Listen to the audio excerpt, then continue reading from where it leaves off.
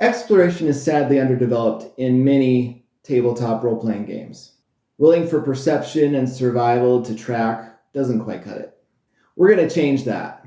Hi, I'm Adam. I'm a tabletop role-playing game designer, and I'm working on 12 Realms, a new game in development. One of my favorite fantasy campaigns that I ever ran spanned continents. Wow. The thing that I still remember all these years later is how cool it was to travel with a caravan. All those NPCs with their backstories and personalities and goals. All those wagons that we built, all the mounts that we purchased, the way that we added to the caravan over time, all the lands we traveled to, the terrain, the settlements, the people we met along the way. And I wanted to capture the same feeling in 12 Realms, but I wanted there to be mechanical weight to it. I wanted it to be supported by the actual rules of the game. And not to have those rules feel tacked on, but to make them feel like an integral part of everything. One thing that sets adventurers apart in 12 Realms from ordinary folk is that they're actually willing to go to the places between settlements. It's dangerous. It takes guts.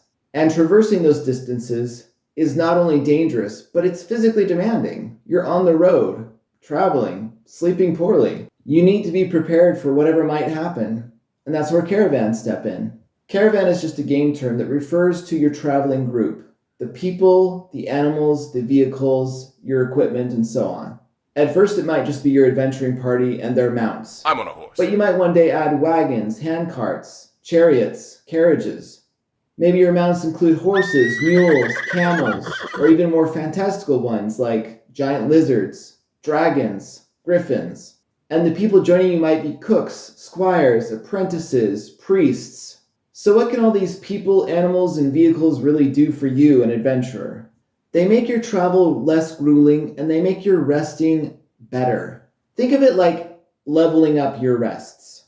Imagine if your downtime made you a better adventurer. And investing in the people who follow you is symbiotic because not only are you helping them, but they help you get better at what you do. Here's an easy example. Imagine a campfire.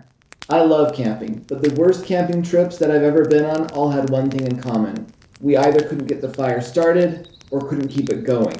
No fire means no cooked food, no warmth, no natural light.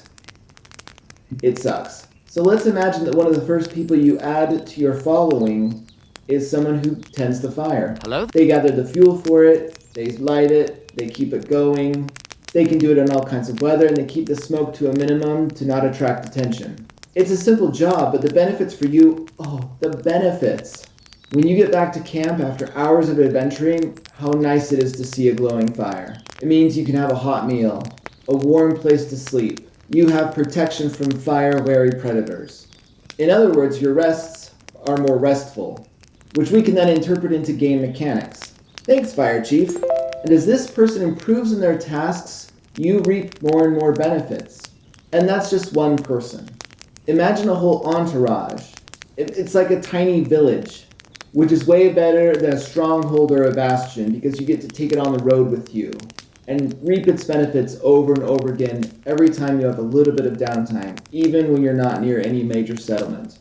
That sounds cool to you? I've got a lot more stuff coming. Hit that notify me on launch button on the Kickstarter pre-launch page. We're getting there. We are getting there to 1,000 followers. I'll see you next time.